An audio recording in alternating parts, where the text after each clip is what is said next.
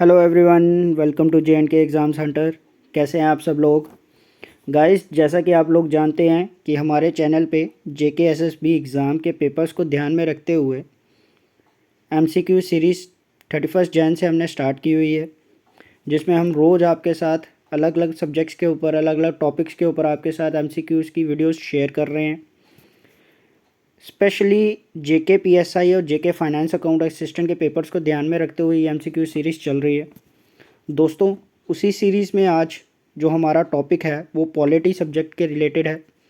आज के हमारे टॉपिक का नाम है Panchayati Raj system in India. ये जो आज हम टॉपिक करेंगे पंचायती राज सिस्टम, ये इंडिया के कॉन्टेक्स्ट में है। जेएनके के कॉन्टेक्स्ट में जो पंचायती राज है उसकी वीडियो, उसके एमसीक्यूज़ की वीडियो आपके साथ पहले ही शेयर की हुई है हमने आपके साथ। अगर आपने अभी तक वो वीडियो नहीं देखी है तो प्लीज़ आप वो वीडियो देखिए, उस वीडियो को रेफ़र करिए। अगर आपको हमारी वीडियोस अच्छी लग रही हैं, कंटेंट अच्छा लग रहा है तो प्लीज़ हमारी वीडियोस को लाइक करें, शेयर करें, सब्सक्राइब करें, मैक्सिमम शेयर करें, ताकि और भी जो एस्पिरेंट्स हैं उनके पास हमारी वीडियोस पहुंच सकें, उनका भी हेल्प हो सके इन एग्ज़ाम्स को लेकर। तो चलिए गाइस, शुरू करते हैं आज की वीडियो।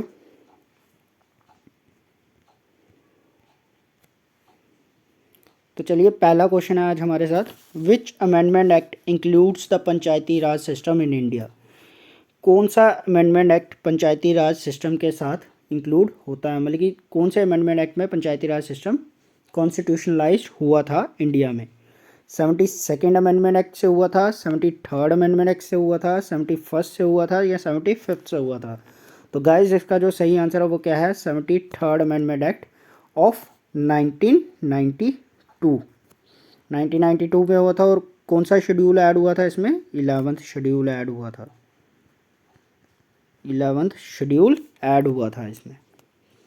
तो चलिए नेक्स्ट क्वेश्चन देखते हैं।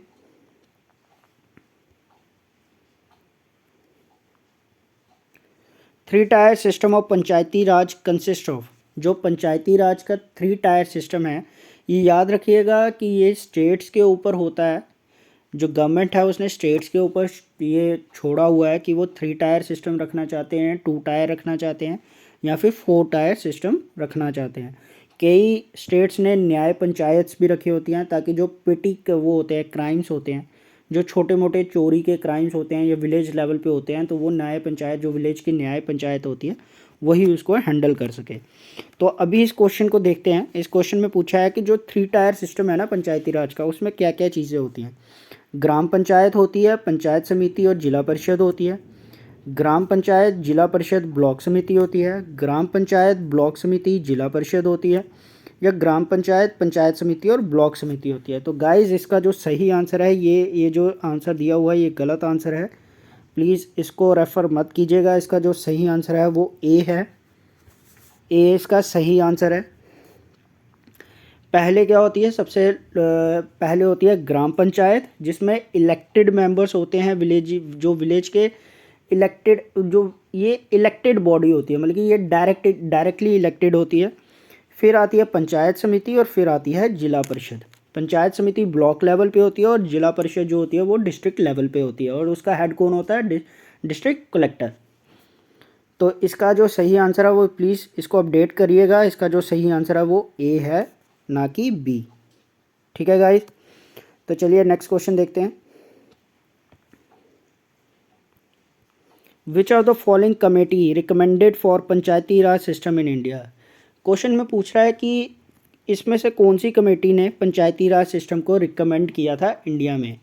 अशोक मेहता कमेटी ने, बलवंत राय मेहता कमेटी ने, सिंघवी कमेटी ने, या GVK राव कमेटी ने? तो इसका जो सही आंसर है वो है बलवंत राय मेहता कमेटी ने। और ये कब बनी थी? 1957 में। जैन 1957 में ये कमेटी बनी थी। ठीक है? और इसने अपनी जो रिपोर्ट दी थी वो कब दी थी? नवंबर 1957 में। किस कमेटी ने रिकमेंड किया था? बलवंत राय मेहता कमेटी ने। चलिए नेक्स्ट क्वेश्चन देखते हैं। Who is known as the father of Panchayati Raj in India? Panchayati Raj in India, Panchayati Raj system का फादर कौन माना जाता है? किसको माना जाता है कि वो उसकी ओरिजिन है, मतलब कि उसी ने आइडिया दिया है? बलवंत राय मेहता जी, एल.एम. सिंघवी, जी.वी.के. राव या अशोक मेहता? तो इसका जो सही आंसर है वो है ए, बलवंत राय मेहता ने। बलवंत राय मेहता को क्या माना जाता है? Father of Panchayati Raj in India. चलिए नेक्स्ट क्वेश्चन देखते हैं। When was Ashok Mehta committee establish? Ashok Mehta committee कब एस्टेब्लिश हुई थी? 1976 दिसंबर, मई 1973, दिसंबर 1977, जून 1975? तो ये कब बनी थी? दिसंबर 1977 में बनी थी। किसने बनाई थी? ये जनता गवर्नमेंट ने बनाई थी। Next question, question number 6, when was G V K. Rao committee formed? G V K. Rao committee कब बनी थी? 1987 में, 1982 में, 1983 में या 1985 में? तो ये कब बनी थी? 1985 में बनी थी। जी.वी.के. राव कमेटी कब बनी थी? 1985 में। Next question, when was LM. Singhvi committee establish? LM. Singhvi committee कब एस्टेब्लिश हुई थी? 1987, 1986, 1983, 1985? तो ये अभी हमने इससे पहले क्वेश्चन देखा, उसमें हम देखा जी.वी.के. राव। जी.वी.के. राव कब बनी थी? 1985 में। तो उसी के एक साल बाद क्या बनी थी? हमारी एल.एम. सिंघवी कमेटी बनी थी। अब इन कमेटीज़ में क्या क्या आया था, ये गाइज जब हम इसकी लेक्चर वीडियो देखेंगे, थ्योरी वीडियो देखेंगे, तब हम इस पर डिस्कस करेंगे कि एल.एम. सिंघवी कमेटी ने क्या रिकमेंडेशन दी, जी.वी.के. राव ने क्या रिकमेंडेशन दी, अशोक मेहता कमेटी ने क्या रिकमेंडेशन दी और बलवंत राय मेहता कमेटी ने क्या रिकमेंडेशन दी। अभी हम एमसीक्यूज़ कर रहे हैं तो हमें इतना डीपली जाने की ज़रूरत नहीं है, तो हम इस क्वेश्चन के सीधे आंसर पे आते हैं अब। तो इसका जो सही आंसर है वो है सी, 1986 में। और ये किसने बनाया था? तब हमारे प्राइम मिनिस्टर कौन थे? राजीव गांधी जी थे। चलिए नेक्स्ट क्वेश्चन देखते हैं। Question number 8, which of the following state in India has no Panchayati Raj institution? इसमें से, इन चारों में से कौन सी ऐसी स्टेट है इंडिया की जिसमें पंचायती राज इंस्टीट्यूशन नहीं है? तो बड़े ध्यान से देखिएगा इस क्वेश्चन को। केरल में नहीं है, महाराष्ट्र में नहीं है, गोवा में नहीं है या नागालैंड में नहीं है? तो इसका जो सही आंसर है वो है नागालैंड। नागालैंड में पंचायती राज इंस्टीट्यूशन नहीं मिलते हैं। नागालैंड का अपना स्ट्रक्चर होता है गवर्नमेंट चलाने का, तो नागालैंड में पंचायती राज इंस्टीट्यूशन नहीं मिलते हैं। अब नागालैंड में कौन सा स्ट्रक्चर है ये आप लोग मुझे कमेंट बॉक्स में बताइएगा। चलिए नेक्स्ट क्वेश्चन देखते हैं। Which article of the constitution of India deals with the Panchayati Raj? इसमें से कौन सा आर्टिकल है जो पंचायती राज के साथ डील करता है? इंडियन कॉन्स्टिट्यूशन का कौन सा आर्टिकल पंचायती राज इंस्टीट्यूशंस के साथ डील करता है? Article 247, article 243, article 242, article 245? तो कौन सा आर्टिकल है गाइस? आर्टिकल 243। आर्टिकल 243 पंचायती राज इंस्टीट्यूशन के साथ, पंचायती राज के साथ डील करता है। Next question, which of the following is not a Panchayati Raj institution? इसमें से कौन सा इंस्टीट्यूशन पंचायती राज इंस्टीट्यूशन नहीं है? Gram Sabha, Gram Panchayat, Gram cooperative society, Nyaya Panchayat? तो कौन सा नहीं है इसमें से? Gram cooperative society. Gram cooperative society Panchayati Raj institution नहीं माना जाता। चलिए नेक्स्ट क्वेश्चन देखते हैं। On which date national Panchayati Raj day is observed? National Panchayati Raj day कब ऑब्जर्व किया जाता है इंडिया में? 28 जैन को, 26 फरवरी को, 11 मार्च को या 24 अप्रैल को? तो गाइज इसका सही आंसर है 24 अप्रैल। ये ज़रूर याद रखिएगा, ये बहुत ही इंपॉर्टेंट क्वेश्चन है कि पंचायती राज डे कब मनाया जाता है। नेशनल पंचायती राज डे कब मनाया जाता है इंडिया में? वो मनाया जाता है 24 अप्रैल को। 24 अप्रैल को, ये याद रखिएगा कब मनाया जाता है? 24 अप्रैल को। जो 2 अक्टूबर है ना, 2 अक्टूबर 1959, इस दिन इनॉग्रेशन हुई थी स्कीम की, मतलब कि इस दिन सबसे पहले पंचायती राज इंस्टीट्यूशन बने थे। वो कहाँ बने थे? राजस्थान में। राजस्थान पहली स्टेट थी जिसने पंचायती राज इंस्टीट्यूशन स्टार्ट किए थे। कब किए थे? 2 अक्टूबर 1959 को। बट जो हमारा नेशनल पंचायती राज डे है वो कब मनाया जाता है? वो 24 अप्रैल को मनाया जाता है। हर साल 24 अप्रैल को मनाया जाता है। चलिए नेक्स्ट क्वेश्चन देखते हैं। Question number 12, in which 5-year plan the Panchayati Raj system was introduced in India for the first time? कहते हैं कि क्वेश्चन में पूछ रहा है कि कौन सा 5 ईयर प्लान में, किस 5 ईयर प्लान में पंचायती राज सिस्टम को सबसे पहले इंडिया में इंट्रोड्यूस किया गया था। फर्स्ट 5 ईयर प्लान में हुआ था, सेकंड 5 ईयर प्लान में हुआ था, थर्ड 5 ईयर प्लान में हुआ था या फोर्थ 5 ईयर प्लान में हुआ था। तो इसका जो सही आंसर है वो क्या है, सेकंड 5 ईयर प्लान में, सेकंड 5 ईयर प्लान में सबसे पहले इंट्रोड्यूस हुआ था पंचायती राज सिस्टम इंडिया में। Next question, the 3-tier system of Panchayati Raj was adopted by which state for the first time। जो 3-tier सिस्टम है पंचायती राज का वो सबसे पहले किस स्टेट ने अडॉप्ट किया था। राजस्थान ने, वेस्ट बंगाल ने, आंध्र प्रदेश ने, कर्नाटका ने। मैंने आपको अभी बताया किसने किया था, सबसे पहले राजस्थान ने किया था। कब किया था, 2 अक्टूबर 1959 को किया था। अब याद रखिएगा राजस्थान ने जो किया था, राजस्थान ने 3-tier किया था। राजस्थान के बाद आंध्र प्रदेश ने उसको अडॉप्ट किया था। सबसे पहले राजस्थान ने किया था, फिर आंध्र प्रदेश ने किया था। वेस्ट बंगाल 4-tier सिस्टम पे था, वेस्ट बंगाल ने 4-tier सिस्टम अडॉप्ट किया था। ये भी याद रखिएगा, वेस्ट बंगाल ने 4-tier सिस्टम अडॉप्ट किया था। चलिए नेक्स्ट क्वेश्चन देखते हैं। A 3-tier panchayat is recommended for states having population above। एक 3-tier पंचायत जो है ना, वो एक स्टेट की कितनी पॉपुलेशन होनी चाहिए कि उसके ऊपर जो है वो 3-tier पंचायत को रिकमेंड किया जाता है, एनविसेज्ड किया जाता है, रिकमेंड किया जाता है। वो कितनी पॉपुलेशन होनी चाहिए मिनिमम, 20 लाख, 15 लाख, 40 लाख या 35 लाख। तो इसका जो सही आंसर है वो है 20 लाख। तो यानी कि अगर किसी स्टेट की 20 लाख 20 लाख आबादी है तो वहाँ पर क्या रिकमेंड किया जाता है, 3-tier पंचायती राज सिस्टम रिकमेंड किया जाता है। 3-tier में क्या क्या आ जाएगा आपका, एक ग्राम पंचायत आ गई, ग्राम पंचायत आ गई, पंचायत समिति आ गई, ग्राम पंचायत, पंचायत समिति और जिला परिषद, जिला परिषद। 3-tier सिस्टम रिकमेंड किया जाता है कितनी पॉपुलेशन के ऊपर, 20 लाख के ऊपर। चलिए नेक्स्ट क्वेश्चन देखते हैं। विच of the following system is established on the basis of a direct election. इनमें से कौन सा सिस्टम जो है जो डायरेक्ट इलेक्शन से चुने जाते हैं, इनमें से कौन से लोग हैं, इनमें से कौन सी कमेटी के या कौन सी सिस्टम के लोग डायरेक्टली इलेक्टेड होते हैं। इस क्वेश्चन में ये चीज़ बतानी है हमें। ग्राम पंचायत के होते हैं, ब्लॉक कमेटी के होते हैं, जिला परिषद के होते हैं या बोथ BNC यानी कि ब्लॉक कमेटी और जिला परिषद के होते हैं। तो इसका सही आंसर है ग्राम पंचायत का। गाइस मैंने आपको पहले भी बताया कि जो ग्राम पंचायत होती है ना वो डायरेक्टली इलेक्टेड की जाती है, वो डायरेक्टली इलेक्टेड होती है। मतलब कि जो विलेज के जो लोग होते हैं ना वो इसमें पार्टिसिपेट करते हैं इसकी वोटिंग में। जो ग्राम पंचायत को इलेक्ट किया जाता है उसमें कौन पार्टिसिपेट करता है, जो विलेज के लोग होते हैं। विलेज के जो लोग हैं मतलब कि जिनका उसमें नाम है आपके, वो क्या बोलते हैं आपको, वोटिंग लिस्ट में नाम होता है। जिनका वोटिंग लिस्ट में नाम होता है वो इलेक्ट करते हैं ग्राम पंचायत में। ठीक है, जो ब्लॉक कमेटी होती है और जिला परिषद होता है ना, ये दोनों इनडायरेक्टली इलेक्टेड होते हैं। ये क्या होते हैं, इनडायरेक्टली इलेक्टेड होते हैं, ये इनडायरेक्टली इलेक्टेड होते हैं। ठीक है, डायरेक्टली इलेक्टेड कौन सी होती है, ग्राम पंचायत। चलिए नेक्स्ट क्वेश्चन देखते हैं।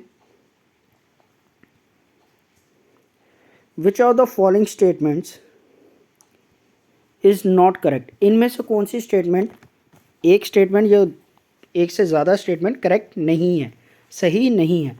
पंचायती Raj was established in India by Pandit Jawaharlal Nehru. Madhya Pradesh was the first state which implemented the Panchayati Raj system in India. 73rd constitutional amendment was implemented in 1992। Tamil Nadu has adopted the bicameral method. तो इसमें से कौन सी करेक्ट स्टेटमेंट नहीं है, B वाली। मध्य प्रदेश नहीं थी फर्स्ट स्टेट, कौन सी थी, राजस्थान। कौन सी थी, राजस्थान। राजस्थान पहली स्टेट थी जिसने पंचायती राज सिस्टम को इंट्रोड्यूस किया था, इम्प्लीमेंट किया था। ये भी सही है, फर्स्ट स्टेटमेंट भी सही है। पंडित जवाहरलाल नेहरू के टाइम पे ही पंचायती राज एस्टेब्लिश हुआ था। 73rd कॉन्स्टिट्यूशनल अमेंडमेंट एक्ट से वो कॉन्स्टिट्यूशनलाइज हुई थी। कब आया था? 1992 में आया था। और तमिलनाडु ने क्या लिया था? बाइकैमरल मेथड अडॉप्ट किया था। तो इसका जो नॉट करेक्ट स्टेटमेंट कौन सी है? बी वाली, मध्य प्रदेश की जगह क्या है? राजस्थान। तो चलिए नेक्स्ट क्वेश्चन देखते हैं। Which schedule was added to the constitution by 73rd constitutional amendment act? ये इसका आंसर मैंने आपको पहले क्वेश्चन में ही दे दिया था कि 73rd अमेंडमेंट एक्ट से कौन सा शेड्यूल इंडियन कॉन्स्टिट्यूशन में आया था। कौन सा आया था? 4th आया था, 7th आया था, 12th आया था या 11th आया था? तो कौन सा था? 11th। इसका सही आंसर है 11th। 11th शेड्यूल हमारे कॉन्स्टिट्यूशन में ऐड हुआ था जब हमने पंचायती राज को कॉन्स्टिट्यूशनलाइज किया था through 73rd constitutional amendment act of 1992। Next question. How many post are reserved for women at all levels in the Panchayati Raj system? अब पंचायती राज सिस्टम में वुमेन के लिए कितनी सीट्स रिजर्व्ड हैं? 1/3 हैं, हाफ हैं, 2/3 हैं या 1/4 है? 1/3 है, 1/2, 2/3 या फिर 1/4। तो कितनी रिजर्व्ड हैं? 1/3। 1/3 यानी कि 33% of the seats in the Panchayati Raj system are reserved for women. कितनी रिजर्व्ड हैं? 33% सीटें रिजर्व्ड हैं। 33% रिजर्व्ड है, 1/3। नेक्स्ट क्वेश्चन देखते हैं। What was the main purpose behind bringing the Panchayati Raj system to India? Panchayati Raj system को इंडिया में इंट्रोड्यूस करने का जो रीज़न है, जो मेन पर्पस है, वो क्या है? To prevent criminalisation of politics, कि पॉलिटिक्स को क्रिमिनलाइजेशन से बचाना है, कि क्रिमिनल्स कम आए पॉलिटिक्स में, वो चीज़ बचानी है। डेवलपमेंट ऑफ द विलेजेस, कि विलेजेस की डेवलपमेंट हो। Decentralisation of the political power to the general people, कि डिसेंट्रलाइजेशन ऑफ पावर हो, कि पावर एक जगह पे सेंट्रलाइज नहीं होनी चाहिए। ऐसा नहीं हो कि सेंटर ही सबसे ज़्यादा पावरफुल हो जाए, हमने डिसेंट्रलाइजेशन ऑफ पावर करनी है। तो 4th है टू रिड्यूस इलेक्शन एक्सपेंसेस, कि हम इलेक्शन के एक्सपेंसेस को बचाना चाहते थे। तो इसका जो सही आंसर है वो है सी, कि डिसेंट्रलाइजेशन ऑफ द पावर होनी चाहिए। डिसेंट्रलाइजेशन ऑफ द पावर का मतलब है कि नीचे से नीचे लेवल तक भी पावर होनी चाहिए, उनके पास भी कुछ ना कुछ पावर होनी चाहिए। अब पंचायती राज सिस्टम से क्या होता है? पंचायती राज सिस्टम से सबसे बड़ा बेनिफिट क्या है? उससे ये बेनिफिट है कि जो गांव का डेवलपमेंट है ना, गांव की डेवलपमेंट होगी ना, वो गांव के लोग ही कर सकेंगे। गांव के लोग ही अपने हिसाब से गांव की डेवलपमेंट कर सकते हैं। वो इस चीज़ के लिए, उसके गांव की डेवलपमेंट के लिए वो स्टेट के ऊपर डिपेंडेंट नहीं होते। स्टेट के ऊपर भी डिपेंडेंट होते हैं, जो फाइनेंसिस होते हैं, जो उनका बजट होता है, वो स्टेट ही डिफाइन करती है। पंचायती राज इंस्टीट्यूशंस का जो वो बजट होता है, जो फाइनेंसिस होते हैं, वो स्टेट ही डिफाइन करती है। बट वो जो डेवलपमेंट होगी वो कौन करवा पाएगा? वो विलेजेस ही करवा पाएंगे, मतलब कि गांव खुद ही अपनी डेवलपमेंट कर सकते हैं। इसीलिए पंचायती राज सिस्टम को इंट्रोड्यूस किया था कि एक तो डिसेंट्रलाइजेशन ऑफ पावर भी होगी, एक उनकी डेवलपमेंट भी होगी। एक जो गांधी जी का सपना था ना कि भारत के तरक्की में, भारत की उन्नति में गांव का भी रोल होना चाहिए, वो चीज़ भी हमने पंचायती राज इंस्टीट्यूशन से अचीव करने की कोशिश की है। नेक्स्ट क्वेश्चन देखते हैं।